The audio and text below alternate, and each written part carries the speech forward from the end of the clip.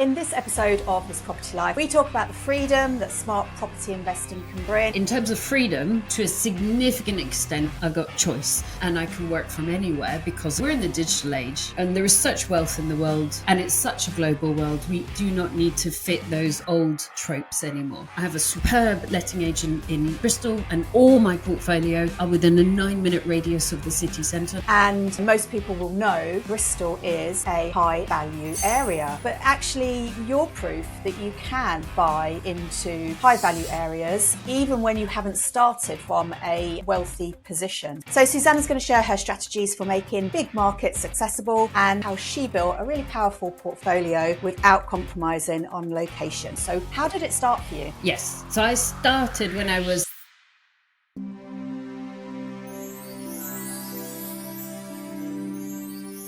Building wealth through property isn't about chasing big deals and paydays. It's about owning assets that make money for you consistently. But figuring it all out on your own, that's where most people get stuck. That's why we created This Property Life membership. It's everything we wish we had when we started. Expert guidance, real-world case studies, and a private community of investors actually doing deals, not just talking about them.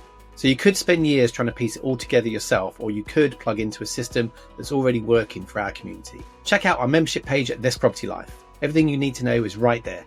Success is a team sport. Come join in. In this episode of This Property Life, I'm joined by the lovely Susannah Cole, founder of the Good Property Company, seasoned investor and a true champion of building wealth with purpose. We talk about the freedom that smart property investing can bring. That's freedom of time, location, choice, and financial freedom for when big events happen in life. And also, I think a really interesting thing that Susannah brings is how you can start investing in high value areas and how that isn't just for the ultra wealthy. So Susannah's going to share her strategies for making big markets accessible and how she built a really powerful portfolio without compromising on location. Welcome to This Property Life. Nice to be here and nice to be two women with long curly hair. Yes. I could do a whole podcast on curly hair. I'm a big advocate of that. So, Susannah, you're a big name in the property industry. You've got decades of amazing experience behind you, and you're really, really passionate about property, aren't you? Heads up before we start the show. This Property Life is more than just a brilliant podcast. We are also a thriving network community. We meet online every single week with different property experts and in real life every single quarter to share war stories and insider tips. And the best bit is you can get this absolutely free for 2 months. So head to the link in the description and start networking smart. I find it fascinating. I love diving in. I like making things better. I like people owning control of their own life. I like freedom. I love entrepreneurship. It's fun.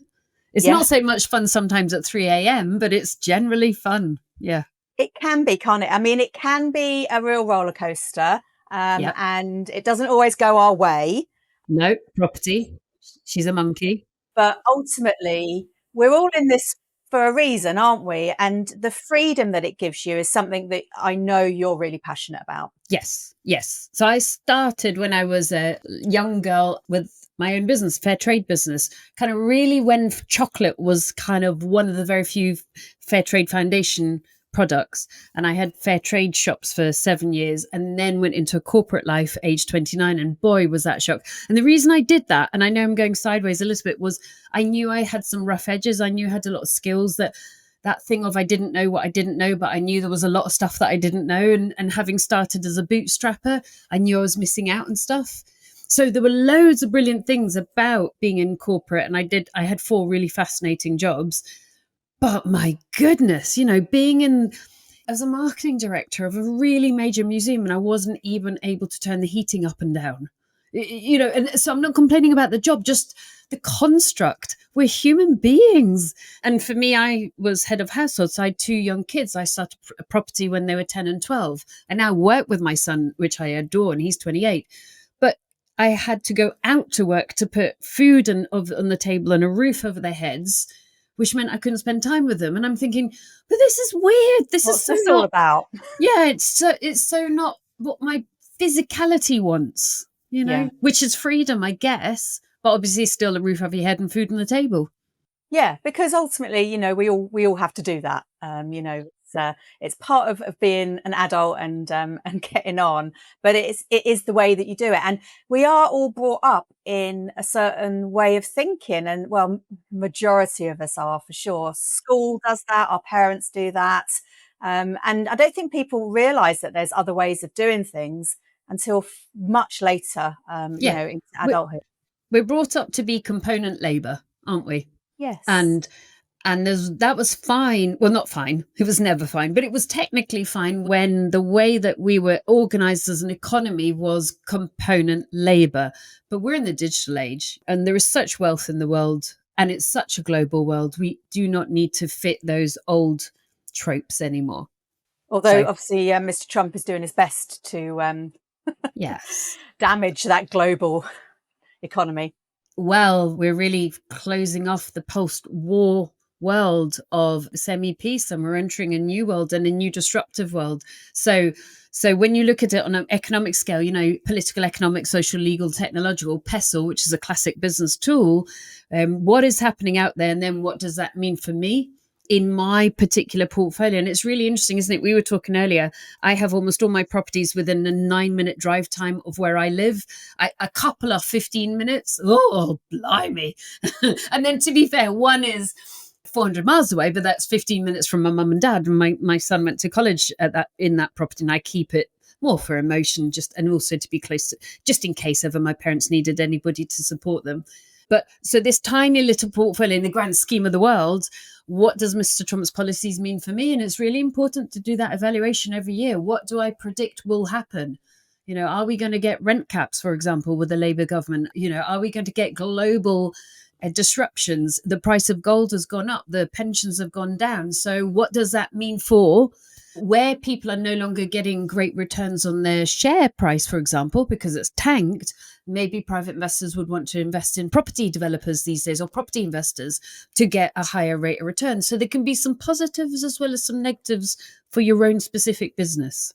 There is. And I think if we tied that back to freedom that property gives us, it is one of those where if we were in our corporate jobs, as we've both been in our previous lives, would we be looking at the political, economic, social environment and deciding how this is going to affect us? I don't think we would. No. We would just be riding along on the wave. But obviously, because we've chosen to have a different career path for the freedom thing, this is all really important to us now. Yes. And it does affect us. It would have affected us in our corporate life. We just perhaps wouldn't have realised it, and we wouldn't have had any way of controlling or at least reacting in a way that benefits us, or minimises the damage, I guess. Yes. But we chose to have these careers in property, and Crazy people. yes, crazy people. It's not for everyone, and it is. Some days it makes you smile, and some days it doesn't. But you know, the freedom part is, you know, I know that you spend a lot of time over in Spain, and you know, you can run your business from there, can't you? And last time we spoke, you were just about to head off to Paris and have a good old time over there as well. So that's like the good news story, isn't it? Yeah. And that, again, is that digitalization and globalization. So in terms of freedom, I have time location, I have money location. To a significant extent, I've got choice. So location, I live half in Barcelona, and because I did deals and because I flipped property and because I split a garden off and sold it for 70 grand, but only it cost me more, obviously, but it only cost me £1.5 in outline planning because I still owned the house and I'd bought the house discounted in the first place. You know, I was able to buy myself a beach, 11 minutes from the beach, let me be technical, a beach apartment in Barcelona, and I live there 50% of the time.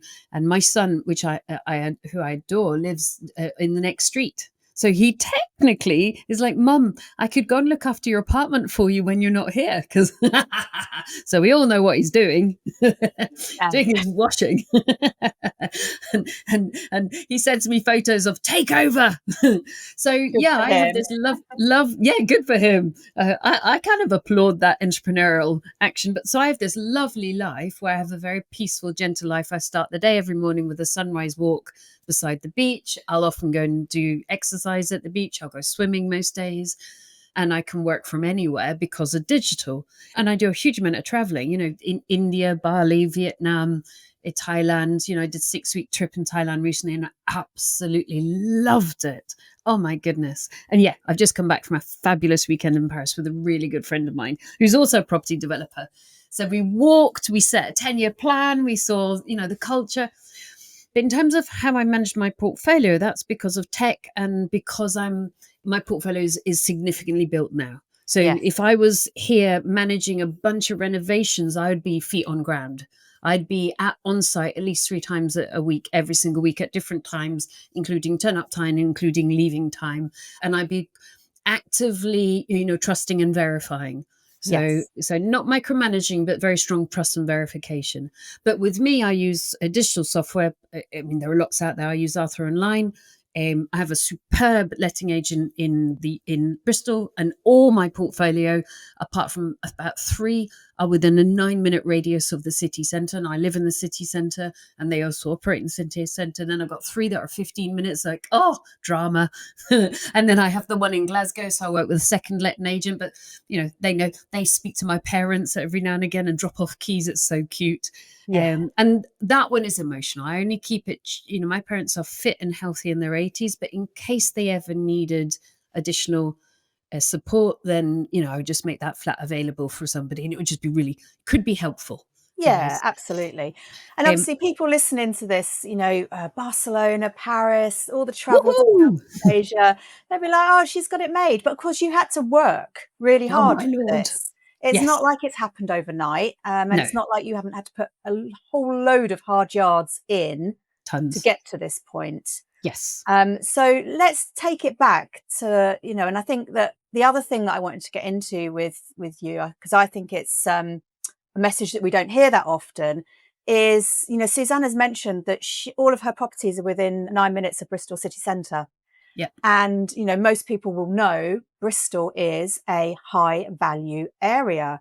And a lot of property investors, when they start in property investment, they look around. If they're living down south, they look around where they live and they go, it's impossible, I can't do it. So they either give up or don't. Yeah. Yeah, indeed. Or they'll make their way further up north, or perhaps over to Wales, or perhaps one of the seaside towns where it's a little bit cheaper and all of that sort of stuff. But actually, you're proof that you can buy into high value areas, even when you haven't started from a wealthy position. So how did it start for you? Just wanting freedom. Exactly what you came in with. Feeling very strongly that these beautiful little responsibilities who were just before they were being teenagers, I wanted to be with them more, but the more I provided for them, the more I was away from them. And so it was trying to fix that problem. So I only intended to try to buy properties for myself. I spent a long time reading books. I spent 18 months writing a business plan that was 16 pages long and was the height of perfection. So anybody else who's procrastinating by an analysis, that was me too. So don't worry about it, as long as you give yourself a right kick in the butt at one point and get going. But what it meant was because I couldn't afford to fail, because there wasn't a plan B and there wasn't another parent, financially supporting. There was no possibility I could fail because I had young ones to be looking after. So the good news about that analysis paralysis, if we can gently mock it, was that I had rehearsed through cash flow projections, through planning, through analysis, almost every scenario before it started. Now, of course, some new ones came and tripped me up. Of course they did. But what it meant was that I'd really thought through an awful lot before I started. So my thinking was relatively clear, and I'd sort of mentally tested out a whole bunch of cock-ups beforehand. Still did some, but I did fewer, or at least I could. So basically, the joy that I had was my last job was director of a museum here in Bristol. And after I got given the job, I was also told, oh, by the way, you've also got the fundraising department. What? Cheers. Don't know anything about it. I mean, I had raised £1 million, but that was through public sector, and that was relatively easy process for the cashmere industry. So I actually learnt my skills on my last job in terms of fundraising, because there was an amazing woman called Vanessa who was just competent and honest and ethical. And so it was just really interesting taking those professional skills of fundraising into property, because I wasn't going to be able to do it with my own funds, because the month and the money were just about matching. So I straight away went into raising finance and raised £600,000 within 14 weeks. I mean, I'm a little tank when I get going, thoroughly decent, thoroughly honest. But Kevin Wright did tell me years ago, I've heard about you. You're a tank. I was like, oh, what do you mean? Was it good? And he said, yeah, you're very decent, but you're a tank. And I was like, oh, Kevin, I don't feel very feminine. But it's true, it's just like, got a mission, let's go, So again, it has a knock-on effect. If you are raising money and it's someone else's money, it's more important than your money. So you have got to be so damn sure the deals are discounted. You cannot afford to fail when it's someone else's money. So then my whole focus was beyond belief. And, we still had some cock-ups, of course, but beyond belief, do everything you can to try and make sure those are really good quality deals, not almost okay deals. Big mistake people make is, but it's got a bit of a discount. No. If you get a bad revaluation or the market changes on you, will it still go through? So I would do 45 pieces of research. So it meant that we did a lot of work to get those discounted deals. So again, accidental. Needed to start with other people's money, was paranoid and terrified of messing up someone else's money, and therefore had to do a really decent job, which means just doing the numbers, 100 phone calls, 25 viewings, 21 offers for every deal, doing an 8 to 10 page deal report to prove it to yourself, doing spreadsheets, damn sure 45 pieces of research to make sure that the numbers are as good as you want them to be, and then undervaluing it. If you think it's 300, tell the investor 280. So that you've got room for it to go wrong, but they're still thinking it's going right, Yes. I mean, this is classic property 101. So when Susannah's rattled those numbers off as if they are literally, I can tell that they're inbred in your head and that you lived that and breathed that day in, day out. But it's a volume game. So to get to that one good offer, you have to work it back. How many agents have you got to talk to? How many viewings have you got to do?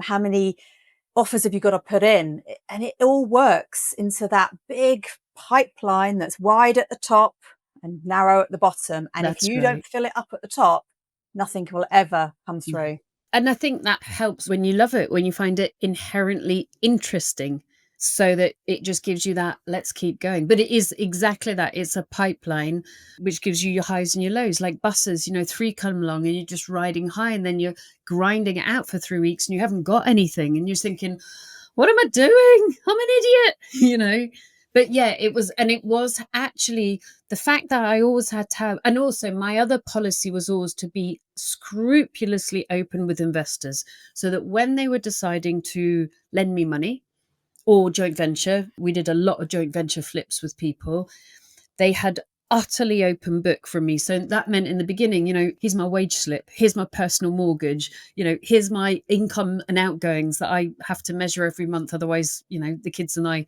don't make the money match, And then later on it was, here's my little portfolio, and here's the asset value, here's the rents, here's the ASTs, here's the mortgages statements. So it was scrupulously open book. So then they make their decision based on reality, but then that is their decision, because you've given them open book, but then they're making an adult decision. But then the fact that you always had eyes on your business, because you had to have other people's monies, therefore you had to have a level of scrutiny, weirdly was quite helpful. I mean, there would be moments where I wouldn't think that, oh, get off, but actually it meant that you had to just sit up straight and do a good job. So you were very much at that beginning stage. You were finding investors and flipping as JV partners with them to build up your capital pot, and then using your capital pot to buy for you and, your little family. More than that, it was flipping with JV partners to build up my capital pot, deal packaging to build up cash as well, and then using that profit, to buy. But of course, when you're deal packaging, all your deals are good.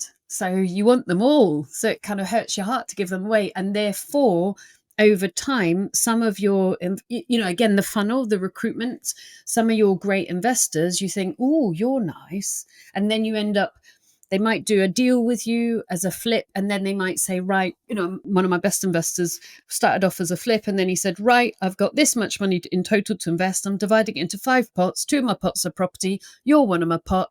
I've got 600,000. Could you spend it every year, please? Okay.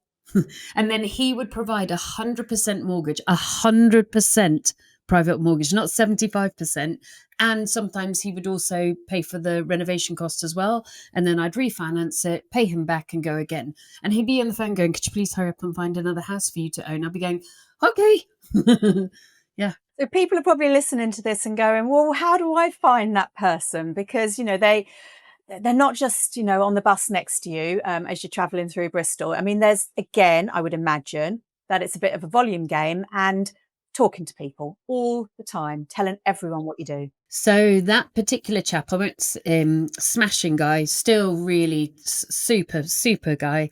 Where did I find him? Simon Zootzi's local Bristol Property Investor Network, Pin Meet, and he was quiet. When you stand up for 15 seconds and say who you are and you're totally terrified about it and, your throat closes over and your hands are shaking afterwards, he just handed me his card and said, let's have a chat. And if I hadn't had a process, which is get everybody's contact details and follow every single person up 5 times, you'd have never guessed that he was a major multimillionaire. And it's, again, the process.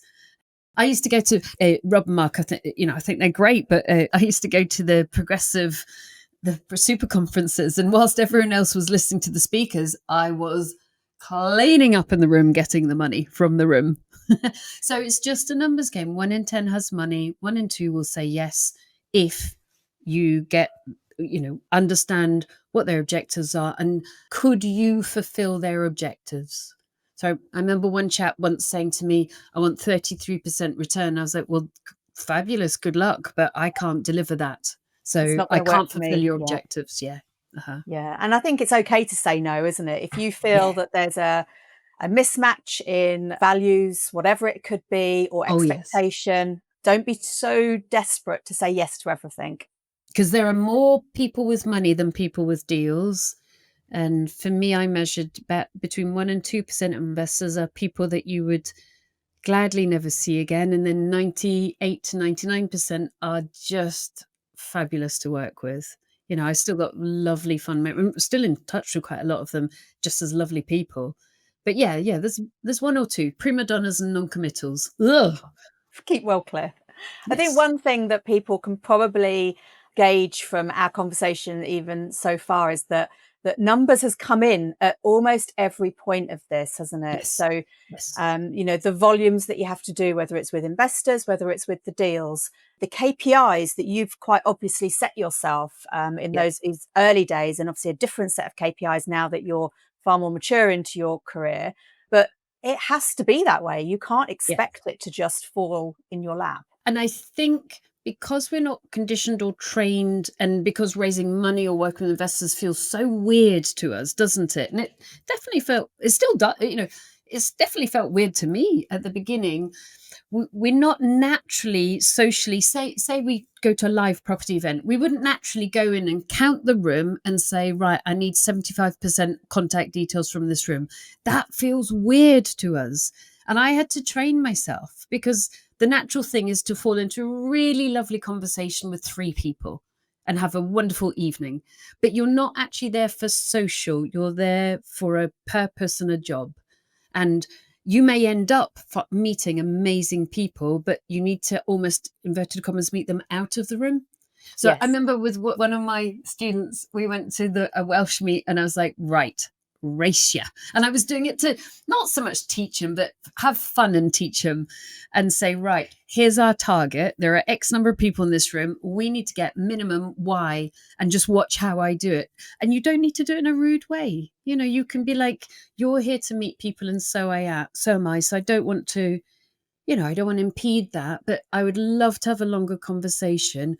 could we do that outside of the room? And all of that is true. It's just that you're also there to be a little tank, get everybody's contact details, and then you follow up in the following week. Yeah, absolutely. And of course you have to follow up. I think there's a lot of people that will, rile themselves up to, right, I'm at the networking, I've got to do this, I've got to do that. And they go and do it.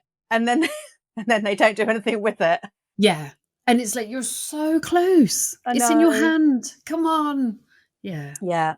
But I think that's an interesting thing. So, you can see how Susannah started. She's in a high affluent area. She's doing it with a real clarity of why she's doing this, because I want the freedom. I've got my 2 young kids. I don't want to be away from them. This is all about me being the present mum that I want to be. And that's why I'm doing it within a 9-minute radius of where I am. So what do I have to do to make this happen? And it was JVs, deal packaging, working your tush off, I'm very, very sure, and building up that capital pot so that you could buy in your affluent area. So is that still possible today?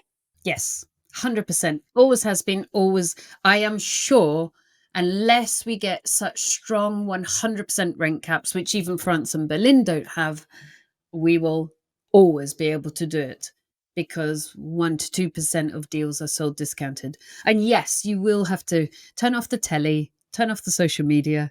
I remember being on the sofa, Sex and the City, and this will date me a little bit, ER, the hunky George Clooney. Yum.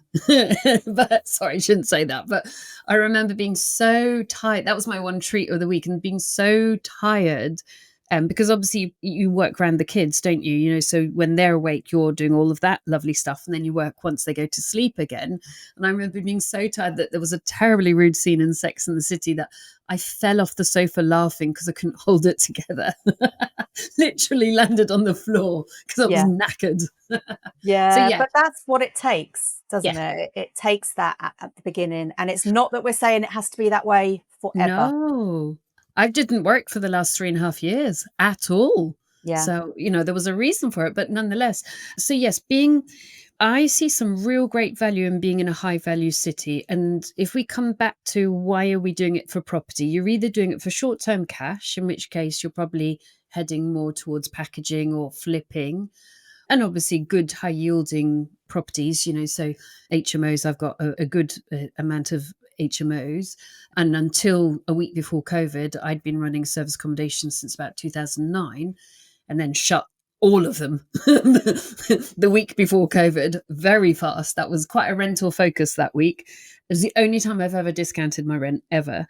So you're either doing it for cash or you're doing it for long-term wealth, or you're probably doing it for a bit of both, so pension and long-term stability, which is assets. Now, if you're doing it for assets, the secret to property is really the growth so would you choose growth in a lower growth area with a smaller price product or smaller price house, or would you choose growth in a higher priced area? So I have a really dear friend who bought a good sized property in Stoke-on-Trent, and she told me it took about 10 years to recover after the 2008-2009 crash. And I was kind of, wow, in Bristol we just paused for 2 years and then we started taking off again.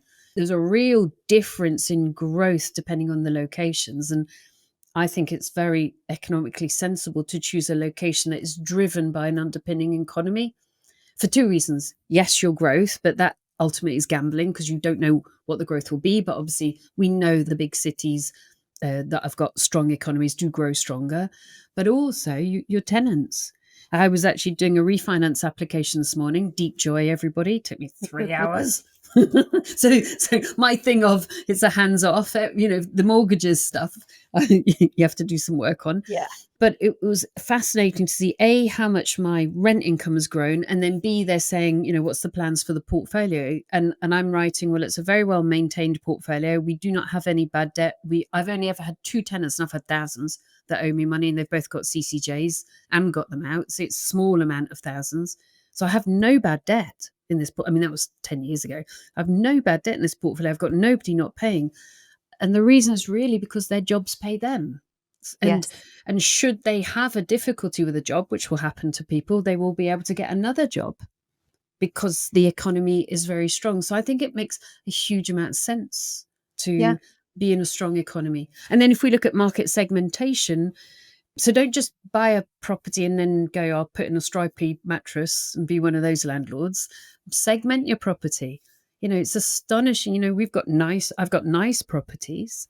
So it's top 75% quartile, and therefore my rents are top 75% quartile as well. And there's demand for my properties. Yeah, absolutely. And I think it's really inspiring that, we're hearing about someone who's bought around where they live. All right, you put the hard yards in to do it, but it's still possible. And Yes, if you it want is. it hard enough and you know your why strong enough, then you'll make it happen, just like you've done. Yeah. And it doesn't take that long. The biggest risk people have is cash flow.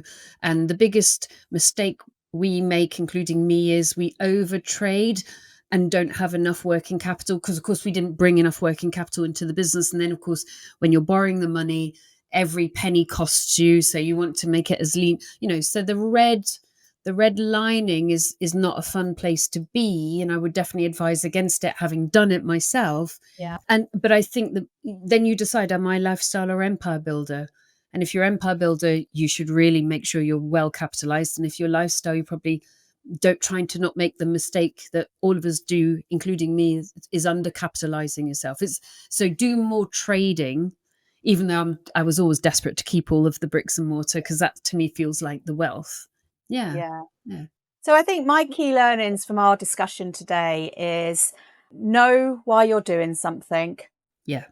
Put the volume in, find out what KPIs are needed to achieve your outcome, and get those goals set and keep to them and review them and keep going on the volume. Talk to everybody. Yes. And tell them what you do. Yes. What have I missed? Anything else? These days, probably digital and globalization. So I work with a smashing team who are majority based in the Philippines.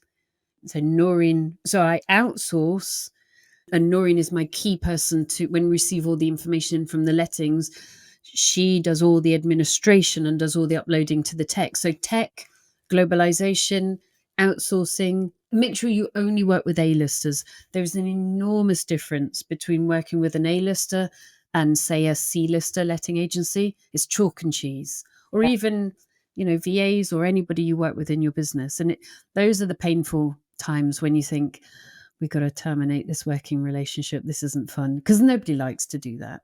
Yeah, of course. And I think the one final lesson that I'm going to pick up from today's chat is the trading aspect, because I love that as a blended strategy. So I think it's probably overlooked by some people that they're so busy sort of like chasing the next shiny penny and going for, the higher risk, more reward strategies, the supported living and the HMOs of the world.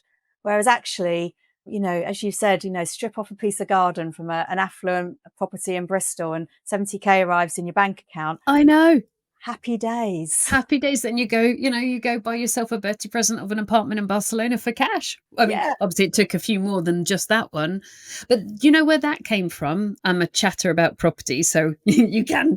But just when I was getting started, there was a gentleman who was in his late 50s, very well dressed. He'd been extremely successful in Bristol. He'd actually taken all of he with a business partner, they'd separated the business. It was quite amicable.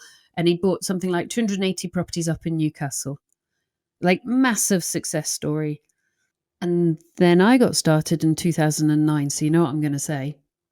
So he lost the lot. Right. And he was in pain, but he was almost gentlemanly in that he could see I had some energy. And he said, I'm going to come round and I'm going to talk you through this so that you do not make the same mistake as me. And, you do see people that don't succeed in property, and you think, well, possibly that could have been, we could have possibly predicted that, sadly. Yeah. This chap was smart as a smart thing. He just had overtraded. That was his only mistake, and it is a big mistake. And that I really took that to heart, that he had overtraded and lost his life's work, and he was an intelligent, hardworking, committed guy. You couldn't have really identified, apart from you start believing your own hype.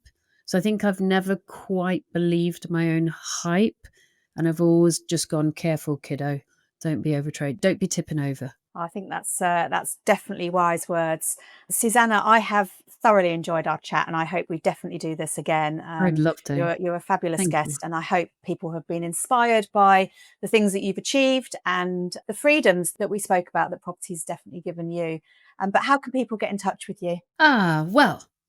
We have all the social. Well, with YouTube, there's been about 2 million views. But if you want to chat to us, come and chat to us through Instagram, come and direct message us, or come and email us. Our email's on our website, thegoodpropertycompany.co.uk, or LinkedIn or Facebook. Initially, my team will pick up the message, but you just go, I need you to send this to Susannah. And they'll send it to me through Slack, and I would love that. Perfect. Well, thank you again, Susannah, and I'm sure we will definitely speak again. Thank you. 2 women with long curly hair. Come on, Dominating. let's go for it. Definitely.